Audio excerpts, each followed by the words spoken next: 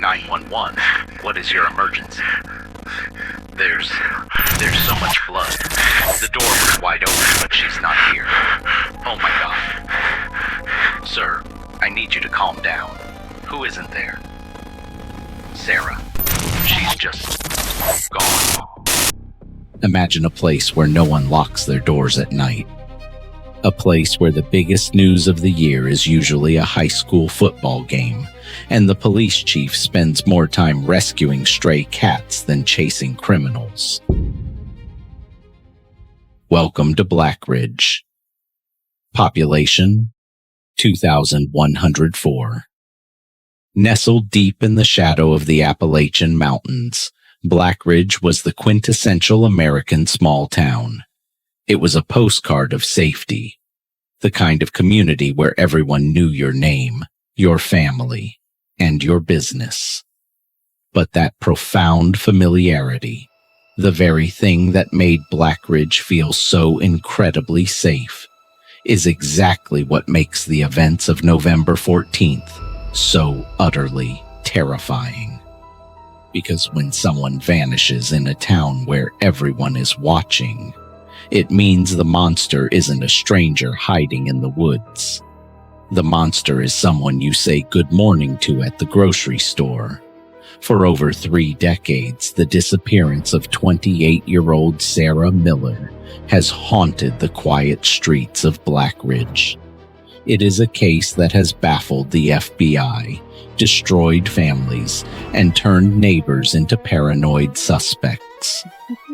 How does a beloved elementary school teacher simply evaporate into the cold autumn air, leaving behind nothing but a half-eaten dinner, a pool of blood, and a trail of impossible questions?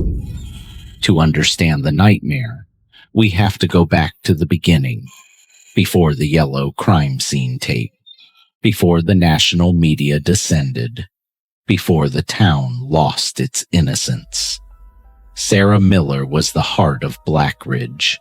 Born and raised in the valley, she was the kind of person who seemed to glow with genuine warmth.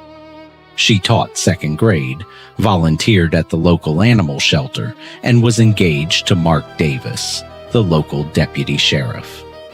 By all accounts, she was living a flawless life. She had no known enemies, no debts, no dark secrets, or so everyone thought. Friday, November 13th, started like any other crisp autumn day. The leaves were turning violent shades of red and gold. Sarah taught her classes, picked up dry cleaning at 4 p.m., and was seen on security footage buying groceries at 5:15 p.m. She smiled at the cashier. She bought ingredients for a beef stew. Everything was perfectly, painfully normal. She arrived at her isolated cabin at the edge of town around 6 p.m. The sun had already dipped below the tree line, plunging the woods into heavy shadows. Mark, her fiancé, was working a double shift at the station and wouldn't be home until morning. Sarah was alone. At 7:30 p.m., she had a phone call with her mother. The conversation lasted exactly 12 minutes. Her mother later reported that Sarah sounded happy, though she mentioned the wind was howling strangely outside her window. That was the last time anyone ever heard Sarah Miller's voice. When Deputy Mark Davis pulled into their gravel driveway at 7 a.m. the next morning, he immediately knew something was wrong. The front door was wide open, swaying gently in the freezing morning breeze. The porch light was still on. As a trained officer, Mark's instincts kicked in. He drew his weapon and stepped inside. The cabin was silent. The heater was humming, and the smell of burnt beef stew filled the air. The pot had completely boiled dry on the stove. But what stopped Mark dead in his tracks wasn't the ruined dinner. It was the living room. The coffee table was shattered. A lamp lay broken on the rug. And there, near the fireplace, was a massive dark crimson stain soaking into the floorboards. But there was no body, no drag marks, and most chilling of all, outside in the fresh layer of overnight snow, there was only one set of footprints leading up to the cabin. Sarah's. There were no footprints leaving the house. It was physically impossible. Someone had violently attacked Sarah, caused her to lose a fatal amount of blood, and then somehow managed to extract her from the cabin without taking a single step in the snow. The local police were completely out of their depth. They had never handled a homicide, let alone a locked room mystery of this magnitude. Within hours, the pristine illusion of Black Ridge shattered. The tight-knit community suddenly realized a cold-blooded killer was walking freely among them. But the police were about to make a discovery that would turn this missing persons case into a psychological labyrinth. While searching the perimeter, buried under a pile of dead leaves near the edge of the property, investigators found a small, black tape recorder. It didn't belong to Sarah, and what was recorded on the tape was something the police kept hidden from the public for over 30 years. A voice, heavily muffled and distorted, breathes into the microphone. She's still smiling. She doesn't know the door is locked, but the window is open. 14 seconds. That was the entirety of the audio recorded on the black tape found buried beneath the dead autumn leaves outside Sarah Miller's cabin.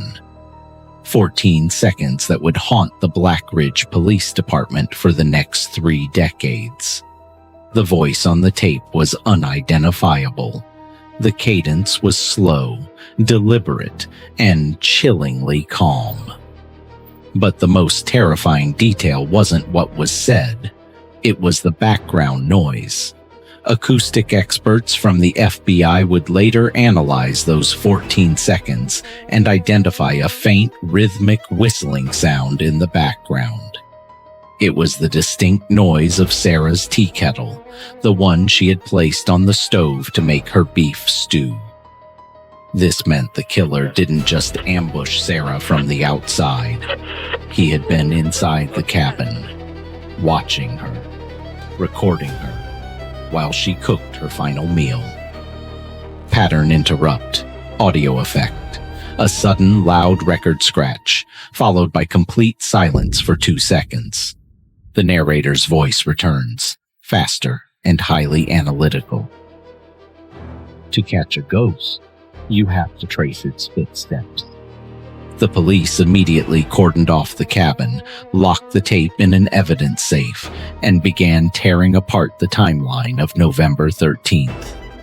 Every second had to be accounted for. Let's break down the night the clock stopped in Black Ridge. At 5:15 p.m., as we know, Sarah was at the grocery store. The receipt time-stamped her purchase. At 5:42 p.m., her car was spotted by a local gas station attendant turning onto Pine Ridge Road, the isolated dirt path leading to her cabin. At 6 p.m., she arrived home. We know this because her neighbor, an elderly woman named Martha Gable, who lived a quarter-mile down the road, noticed Sarah's porch light flick on. Martha Gable would become the most crucial and deeply tragic witness in this entire case. According to Martha's police interview, she had been sitting on her porch wrapped in a blanket, watching the first snow of the season begin to fall. Around 6:45 p.m., Martha saw something that she initially dismissed as a trick of the light. She saw a dark, heavy-duty truck driving up Pine Ridge Road. But the truck had its headlights turned off. It was navigating the treacherous, winding dirt road in pitch blackness, guided only by the moonlight reflecting off the fresh snow. Martha thought it was just a local teenager out hunting. She went back inside. She locked her door. She made a cup of tea. She had no idea she had just watched a predator stalking its prey. At 7:30 p.m., Sarah had the phone call with her mother. She mentioned the wind howling, but meteorological records from that night show the wind speed in Blackridge was a mere 5 miles per hour. It was a perfectly calm evening. So, what was the howling sound Sarah was hearing outside her window? The timeline goes completely dark at 7:42 p.m. This is the exact moment Sarah's landline disconnected. It didn't just hang up. The physical telephone wire outside her cabin had been severed with a pair of industrial wire cutters. From 7:42 p.m. to 7 a.m. the next morning, Sarah Miller was entirely cut off from the rest of the world. She was trapped in a wooden box in the woods with a killer who had already bypassed her locked doors and was now standing in her living room. When the news of the shattered coffee table, the blood pool, and the impossible footprints leaked to the public, the psychological dam in Blackridge broke. The illusion of safety evaporated overnight. By Monday morning, the local hardware store had entirely sold out of deadbolts, window locks, and shotgun ammunition. People who had left their front doors wide open for 20 years suddenly barricaded themselves inside. The elementary school where Sarah taught saw a 60% drop in attendance. Parents were simply too terrified to let their children out of their sight. Neighbors stopped making eye contact at the grocery store. The friendly waves across the street were replaced by suspicious glares through half-closed blinds. The town was suffocating under a blanket of paranoia, because the horrifying reality was setting in. The killer hadn't fled the state. The footprints proved they didn't hike out through the snow. They had a vehicle. They knew the roads. They knew Sarah's schedule. They were local. The police knew they were looking for a needle in a haystack of 2,100 people. But as investigators meticulously cataloged the crime scene, trying to find any clue amidst the shattered glass and ruined furniture, a rookie detective noticed something entirely out of place in the kitchen. Amidst the chaos of the interrupted dinner, one specific highly unusual item was missing from Sarah's house. It was an item so specific, so seemingly insignificant, that the police chief almost left it out of the official report.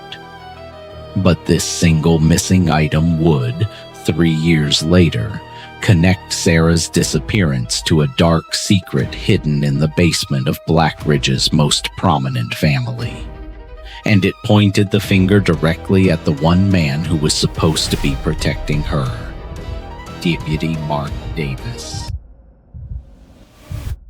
When investigators sift through a crime scene, they aren't just looking for what is there. They are looking for what is missing. Amidst the shattered glass, the ruined furniture, and the chilling pool of blood in Sarah Miller's living room, a single object had vanished from the kitchen counter. It wasn't a weapon. It wasn't a wallet. It was a heavy, antique brass key. This wasn't a house key. It was a specialized, skeleton-style key that belonged to a heavy iron padlock. And everyone in the Blackridge Police Department knew exactly what that key opened. It opened the heavy cellar door beneath the Davis estate, a sprawling Gothic-style mansion on the edge of town owned by the family of Deputy Mark Davis, Sarah's fiancé. The Davis family was Blackridge royalty. Mark's father was the former mayor. His grandfather had built the town's lumber mill, and the family's wealth was the invisible hand that guided the town's politics. Mark was the golden boy, destined to become the next chief of police. But statistically, when a woman is subjected to violent foul play, the perpetrator is almost always the romantic partner. Pattern interrupt, audio effect, a heavy metal door slamming shut, echoing loudly. The narrator's voice becomes sharp and interrogative. Within 48 hours, the local police chief realized he could not investigate his own deputy. The conflict of interest was too massive. The state police and the FBI were called in. They immediately stripped Mark Davis of his badge, his firearm, and his access to the precinct. Mark was placed in a windowless interrogation room in a neighboring county. For 9 hours, 2 seasoned FBI behavioral analysts dismantled his alibi. On paper, Mark's alibi was bulletproof. He was on duty. He was driving his patrol cruiser. But the FBI doesn't look at paper. They look at the shadows between the lines. They pulled the dispatch radio logs from the night of November 13th. At 6:15 p.m., Mark reported a routine traffic stop on the north side of town. At 7:02 p.m., he checked back in, stating the stop was clear. That left exactly 47 minutes of radio silence. 47 minutes completely unaccounted for. When pressed, Mark claimed his radio had lost signal in a dead zone near the canyon, and he had been helping a stranded motorist change a tire. But when the FBI asked for the motorist's name or license plate, Mark stared blankly at the wall. He said he hadn't written it down. Even more disturbing was his demeanor. True crime analysts will tell you that innocent people in interrogation rooms usually display a frantic, desperate need to help the police find their loved one. They cry, they yell, they beg. Mark Davis did none of that. The interrogation tapes show a man sitting perfectly still. His heart rate was incredibly steady. His voice never wavered. He didn't ask the detectives what they were doing to find Sarah. He only answered their questions with short, clipped sentences. Was it the clinical shock of a trained police officer witnessing trauma? Or was it the calculated silence of a psychopath who knew exactly where the body was buried? Armed with a search warrant, the FBI descended upon the Davis estate.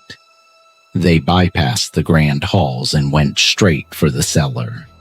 The heavy iron door was locked. The padlock was missing. They had to use a blowtorch to cut through the hinges. When the heavy wooden door finally swung open, the investigators were hit by a suffocating smell. It wasn't the smell of decay. It was the overpowering, stinging chemical scent of industrial bleach. The cell was completely empty. The stone floors had been scrubbed raw. Forensic technicians spent 3 days spraying luminol, a chemical that makes invisible blood glow under ultraviolet light, across every inch of that basement. But the bleach had destroyed everything. If Sarah Miller had been taken there, the evidence was gone. It was a massive, frustrating dead end. But the bleach had destroyed everything. Hates a vacuum. If Sarah Miller had been taken there, the evidence was gone. It was a massive, frustrating dead end. Whispers nature hates a begin vacuum. to flood in. Back in the heart of Blackridge, the diner became a breeding ground for paranoia. The tight-knit community began to turn on itself. "I always told you there was something off about Mark's eyes," a waitress whispered to a customer. "Did you hear Sarah was trying to leave him?" Another neighbor gossiped over a backyard fence. I saw them arguing outside the grocery store last month. He grabbed her arm hard. Too hard. The town was fractured. Half of Blackridge fiercely defended the Davis family, accusing the FBI of a witch hunt against a grieving fiancé. The other half locked their doors, terrified that a badge-wearing killer was still patrolling their streets. Weeks turned into months. The brutal Appalachian winter buried Blackridge under feet of snow, freezing the investigation entirely. The search parties dwindled. The national news vans packed up their cameras and moved on to the next tragedy. Sarah Miller's face on the missing posters plastered on telephone poles began to fade under the harsh winter sun. The police had no body. They had no weapon.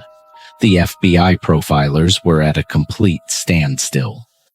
Mark Davis, due to a lack of physical evidence, was quietly released from custody, though he was never allowed back on the police force. He became a ghost in his own town, living in isolation within the massive Davis estate. It seemed as though the monster of Blackridge had won. The perfect crime had been committed. But secrets are like seeds. If you bury them deep enough eventually, they will sprout. 82 days after Sarah vanished, the first thaw of spring arrived. The snow began to melt, revealing the muddy, forgotten corners of the county. 50 miles away from Blackridge, near a swollen creek in a neighboring jurisdiction, a high school student was walking his golden retriever. The dog suddenly darted into the thick brush, barking frantically at something half buried in the mud. It wasn't a body. It was a heavy-duty black plastic trash bag. Inside that bag was a collection of items that would not only shatter Mark Davis's alibi, but would reveal that the police had been looking at the completely wrong suspect all along. The FBI Regional Laboratory in Quantico, Virginia, is completely sterile. It is a place devoid of emotion, where human tragedy is reduced to microscopic fibers, DNA swabs, and chemical reactions. But when the technicians unsealed the black plastic trash bag found half buried in the mud by a teenage boy's golden retriever, even the most seasoned forensic experts had to step back and take a breath. Inside the bag was a horrifying time capsule from November 13th. It was the breakthrough the case desperately needed, and it was a collection of items meticulously designed to destroy the alibi of Deputy Mark Davis. Let's examine the contents of the bag, item by item. The FBI Regional Laboratory in Quantico, Virginia, is completely sterile. It is a place devoid of emotion, where human tragedy is reduced to microscopic fibers, DNA swabs, and chemical reactions. But when the technicians unsealed the black plastic trash bag found half buried in the mud by a teenage boy's golden retriever, even the most seasoned forensic experts had to step back and take a breath. Inside the bag was a horrifying time capsule from November 13th. It was the breakthrough the case desperately needed, and it was a collection of items meticulously designed to destroy the alibi of Deputy Mark Davis. Let's examine the contents of the bag, item by item. Item number 1, a beige cable knit cardigan. It was heavily soiled with mud and dried leaves, but more importantly, the entire right side was saturated with dried, dark brown blood. DNA testing returned a match in less than 48 hours. It was a 100% match to Sarah Miller. Her mother confirmed it was the exact sweater Sarah had been wearing when they spoke on the phone that fatal evening. Item number 2, Wrapped inside the bloody sweater was a heavy, antique brass key. It was the exact missing key from Sarah's kitchen counter, the one that opened the heavy iron door to the cellar beneath the Davis estate. But it was item number 3 that sent a shockwave through the FBI command center and officially turned Mark Davis from a person of interest into a prime suspect facing capital murder charges. At the bottom of the bag, buried beneath the blood-stained wool, was a pair of standard-issue Smith & Wesson police handcuffs. They were locked tightly, and engraved on the hinge of the metal cuffs was a 6-digit serial number. The FBI traced the serial number through the Black Ridge Police Department's armory logs. The handcuffs had been issued 3 years prior, directly to Deputy Mark Davis. The evidence was no longer circumstantial. It was physical. It was damning. And it was deeply and officially personal. Turned Mark Davis the prosecution's theory was now terrifyingly clear. Facing capital Mark Davis had used his own police equipment to restrain his fiancée. He had taken her to the heavily soundproofed cellar of his family's estate using the antique brass key. He had disposed of the evidence 50 miles away, utilizing his knowledge of the county's back roads. And then he had calmly driven to work to establish a fake alibi on his police radio. The Golden Boy of Black Ridge was a monster in a uniform. On the morning of March 4th at 6 a.m., the illusion of the untouchable Davis family was permanently shattered. A convoy of black armored SUVs breached the iron gates of the Davis estate. Heavily armed FBI SWAT agents surrounded the Gothic mansion. They didn't knock. They used a battering ram to take the front door off its hinges. Mark Davis was found sitting in his formal dining room, drinking a cup of black coffee. He didn't reach for a weapon. He didn't run. He simply stood up, placed his hands behind his back, and allowed the agents to place him in handcuffs. Ironically, the exact same brand he had allegedly used on Sarah. The news of Mark's arrest hit Black Ridge like a localized earthquake. The townspeople who had fiercely defended him felt violently betrayed. The diner where people once whispered rumors was now filled with loud, angry demands for justice. The community realized they had been relying on a predator to protect them. The psychological trauma of that betrayal fractured the town in a way that would take generations to heal. But the battle was far from over. The FBI had the physical evidence, but to secure a conviction without a body, they needed a confession. They needed Mark to break. Mark was transported to a maximum security federal holding facility, completely isolated from his wealthy family and their powerful lawyers. For the second time, he found himself sitting across a metal table from federal behavioral analysts.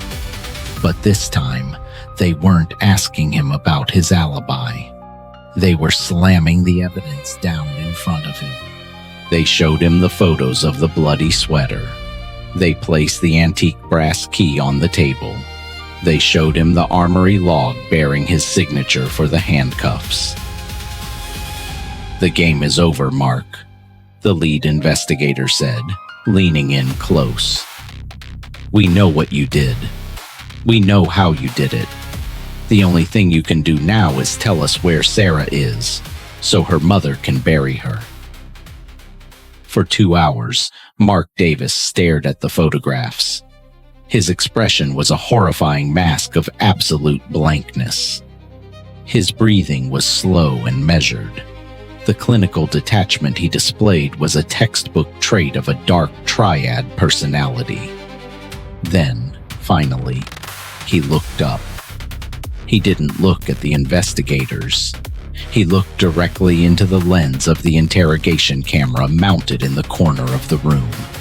and he spoke his first words of the entire interview.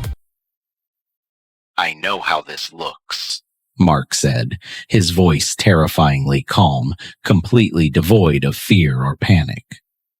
"You found my cuffs. You found the key. It is the perfect narrative." He leaned forward, steepling his fingers together on the metal table. "But I didn't put that bag by the creek, and if you were half the detectives you think you are, you would look at the knot on that plastic bag. You would look at how it was tied. Because I am a trained Boy Scout and I am a cop. I tie a bowline knot or a square knot." Mark smiled. A cold, thin smile that made the blood of the investigators run cold. "The knot on that bag," Mark whispered, double half hitch. "is a double half hitch. The kind of knot only used by commercial fishermen or someone who works at a lumber mill." The FBI agents froze. Mark's grandfather had built the Black Ridge lumber mill. It was the largest employer in the county, employing over 300 local men. If Mark Davis was telling the truth, the physical evidence hadn't been hidden by the killer. It had been planted to frame him. And the real monster, someone with deep ties to the local logging industry, was still out there, watching the police arrest the wrong man. The case was about to be blown wide open, and the darkest secrets of the Black Ridge lumber mill were about to bleed into the light. When Deputy Mark Davis pointed out the double half-hitch knot on that black plastic trash bag, he wasn't a desperate man fighting for his life. He was a chess grandmaster proudly announcing, "Checkmate." The FBI took the bait. They had to. In the American justice system, the prosecution must prove guilt beyond a reasonable doubt. And Mark Davis, utilizing his years of law enforcement training, had just manufactured the perfect, insurmountable mountain of reasonable doubt. Within 24 hours, the focus of the investigation violently shifted away from the Davis estate and crashed directly into the Black Ridge lumber mill. It was a logistical nightmare. Over 300 men worked at the mill, men who drove heavy-duty trucks just like the one Martha Gable saw, men who had access to industrial wire cutters, men who tied double half-hitch knots every single day to secure massive loads of timber. The FBI spent 8 agonizing months interviewing every single employee. They pulled alibis, checked criminal records, and administered polygraph tests. They tore the town apart looking for a phantom lumberjack who didn't exist. Because the horrifying truth, the truth that criminal psychologists would only piece together years later, was that Mark Davis had committed the perfect psychological murder. He didn't just kill Sarah Miller. He weaponized his badge to get away with it. Mark knew his handcuffs would eventually be traced back to him. He knew the antique brass key would point to his family's cellar. So, he didn't try to hide the evidence perfectly. He hid it poorly, on purpose, 50 miles away. And then, he tied the bag with a knot specifically designed to frame the working-class men of his own town. He used his knowledge of forensic procedure to build a labyrinth, and he watched with cold, clinical satisfaction as the FBI got lost in it. Without a body, and with a massive new suspect pool created by the knot, the district attorney made a highly controversial, utterly devastating decision. They declined to prosecute. Mark Davis walked out of the federal holding facility a free man. He returned to his sprawling Gothic estate. He didn't move away. He didn't change his name. He stayed right there in Black Ridge, a living, breathing monument to a justice system that had catastrophically failed. And then, the clocks in Black Ridge started again, but they only ticked forward to mark the agonizing passage of time. Years bled into decades. The 1990s faded into the 2000s. The massive Davis estate grew overgrown with ivy, its heavy iron gates rusting shut. Mark lived out his days in complete isolation, a wealthy ghost haunting his own property. The town of Black Ridge slowly withered. The vibrant, trusting community that Sarah Miller had loved was gone forever. The local diner where people once gossiped eventually closed its doors. The population dwindled as young people moved away, desperate to escape the oppressive, unspoken shadow of the town's dark history. But for Sarah's mother, Evelyn, time didn't move at all. She was permanently trapped in the freezing night of November 13th.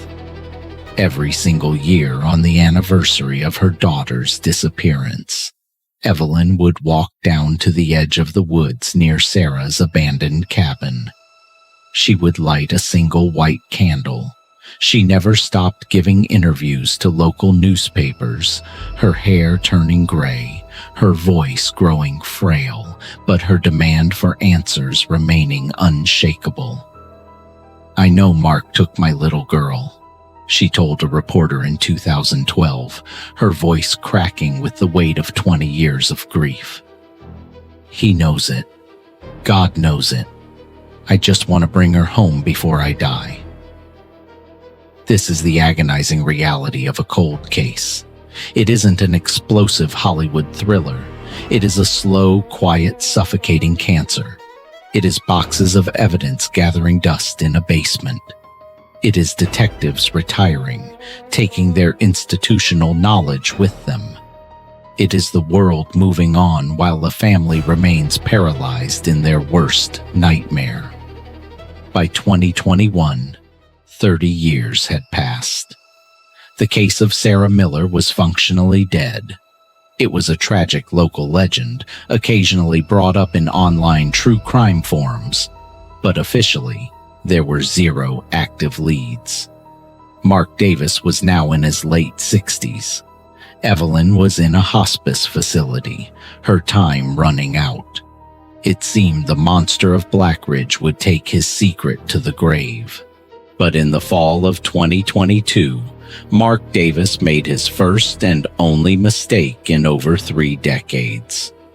Believing he was truly untouchable and needing cash to pay off mounting property taxes, Mark decided to sell off a massive, unused portion of the Davis estate to a commercial real estate developer. The developer planned to clear the land and build luxury condominiums.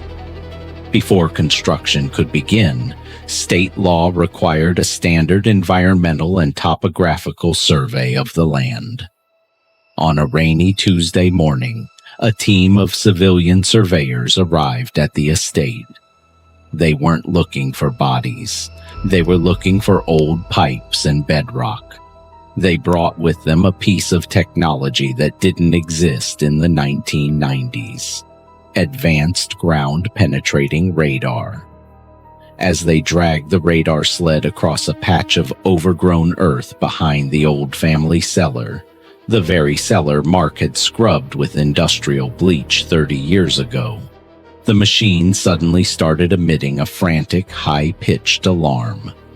The radar screen displayed an anomaly buried exactly 6 feet underground. It wasn't a pipe. It wasn't a rock formation.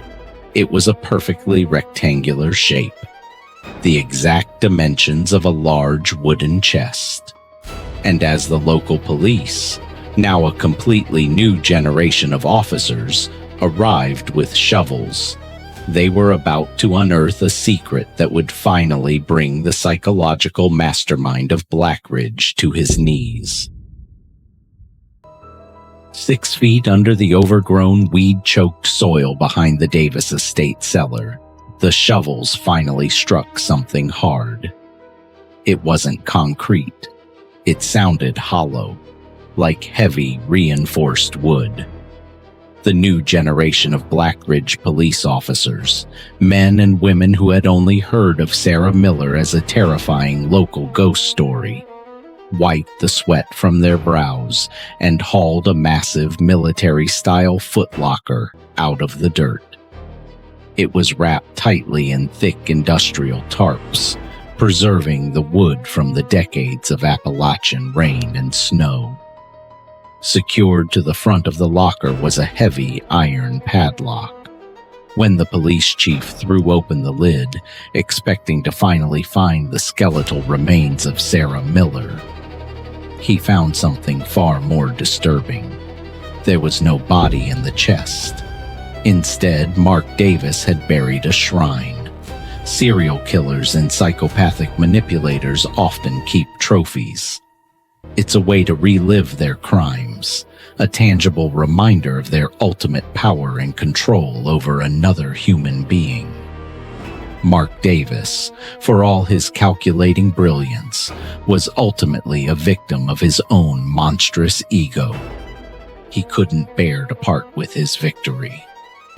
Inside the chest was the heavy iron fireplace poker missing from Sarah's cabin. The true murder weapon, still coated in a thick layer of dried, oxidized blood. Beneath that was Sarah's missing diary, its final pages torn out. But the most damning piece of evidence, the final nail in the coffin of Mark's 30-year charade, was a single Polaroid photograph. The photo was taken inside the Davis family cellar.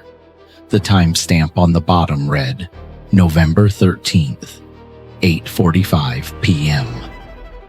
It showed Sarah Miller, unconscious and bound with police-issue handcuffs, and standing perfectly in the frame, reflected in a small mirror on the cellar wall behind her, was the photographer, Deputy Mark Davis, wearing his uniform.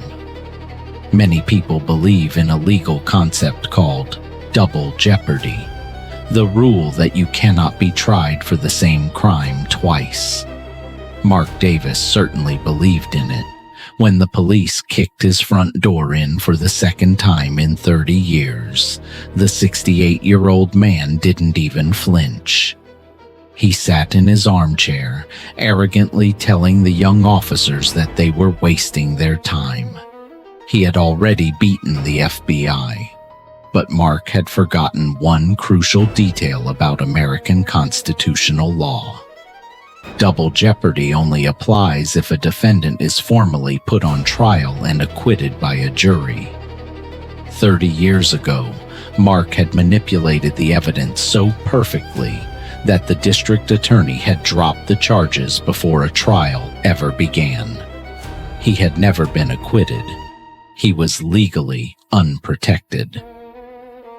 The trial of Mark Davis was the most sensational legal event in the history of the state.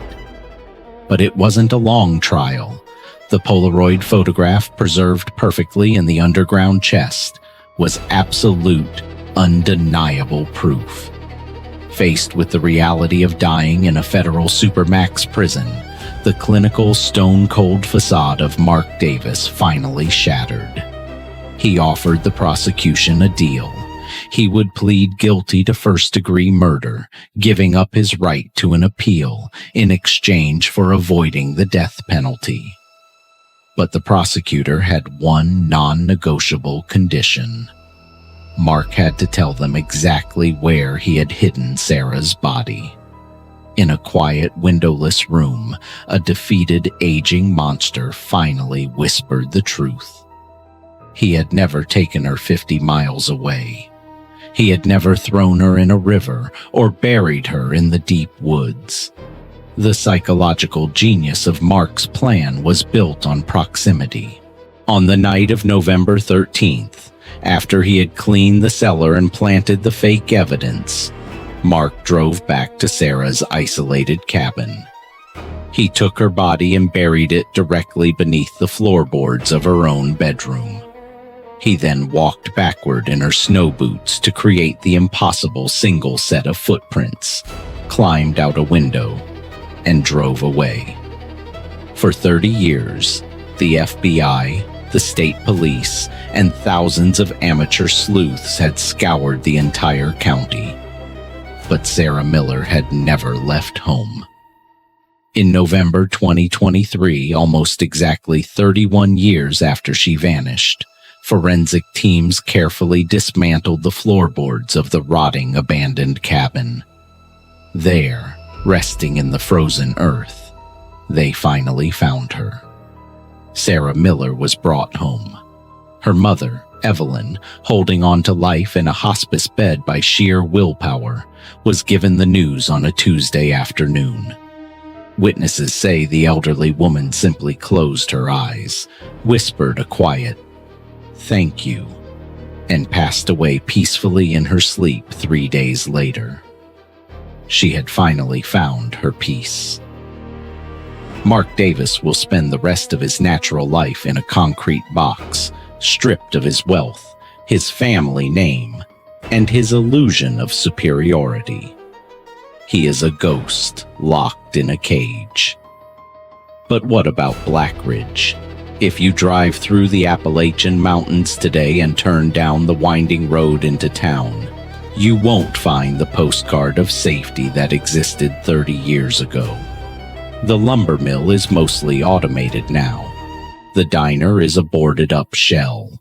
The people who remain lock their doors, not just at night, but in the middle of the afternoon. The town survived the tragedy, but it never recovered its innocence. Because the true horror of the Sarah Miller case isn't just that a monster existed. It's that the monster wasn't hiding under the bed or lurking in the shadows.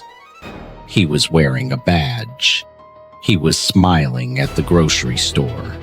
He was the man she trusted most in the world. The illusion of safety is exactly that, an illusion. And sometimes the darkest secrets are hidden perfectly in plain sight, just waiting for the clocks to start ticking again. Call to action.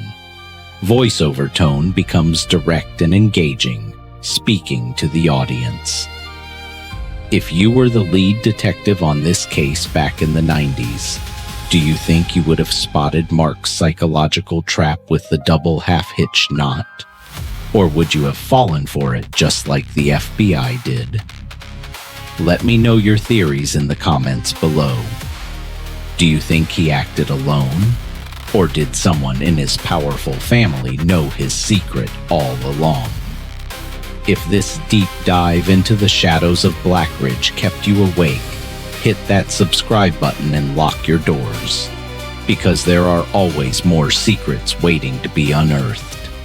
Until next time, stay safe.